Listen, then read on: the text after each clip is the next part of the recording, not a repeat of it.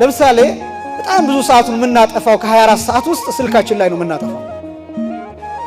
ስልካችንን የምንጠቀመው እኛ ብቻ አይደለም። ይሄን ታውቃላችሁ።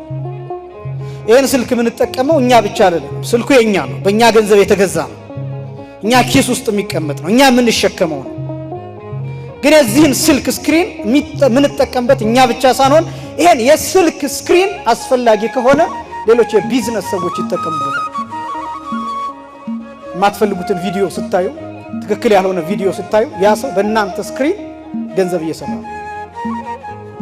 የማያስፈልጋችሁን ጽሁፍ፣ የማይገባችሁን ጽሁፍ እንደ ክርስቲያን፣ እንደ መንፈሳዊ ሰው፣ እንደ ሃይማኖተኛ ሰው መገኘት በማይገባችሁ ቦታ ተገኝታችሁ ለዝሙት የሚገፋፋ ዘፈንና ፊልም ስታዩ በእናንተ ስልክ ዘፋኞቹ እየተጠቀሙ ነው። የዝሙት ፊልም እያሳዩ በየመሃሉ ማስታወቂያ አድስ የሚባል አድቨርታይዚንግ እያሳዩ የእናንተን ስክሪን፣ የእናንተን ስልክ፣ የእናንተን ዳታ፣ የእናንተን ገንዘብ፣ የእናንተን ሰብስክሪፕሽን እየተጠቀሙበት ነው። የእናንተን ደንበኝነት እንዴት እንደሚባክን ተመልከቱ።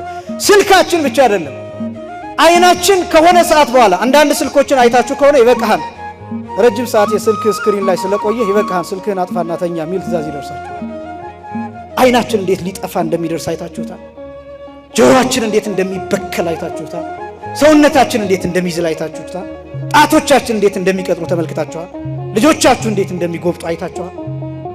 ከእናንተ ጋር መግባባት እስኪያቅታቸው ድረስ፣ ከቤተ ክርስቲያን ጋር መግባባት እስኪያቅታቸው ድረስ፣ ቤተ ክርስቲያንን መስማት እስከሚሰለችው ድረስ ስልካቸው ላይ ብቻ ተተክለው አይፓዳቸው ላይ ሆነው 24 ሰዓት በቂ እንቅልፍ ሳይተኙ ጠዋት ትምህርት ቤት እንዲሄዱ ስትቀሰቅሷቸው ልቅቅ ብለው ተውኝ ዛሬ ትምህርት ቤት ይቅርብኝ የሚሏችሁ አእምሯቸው የተዝረከረከ ዲስኦርደር የሆነ እንዲህ አይነት ሰዎች ገጥሟቸው አያውቅም።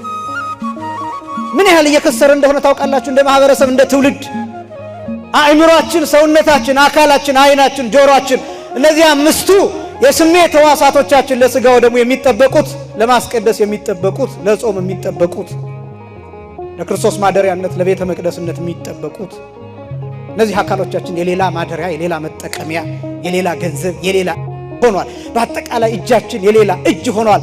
አይናችን የሌላ አይን ሆኗል። ጆሮአችን የሌላ ሰው ጆሮ፣ አንደበታችን የሌሎች ሰዎች አንደበት ሆኗል። በዚህ ምክንያት ራሳችንን መግዛት አቅቶናል።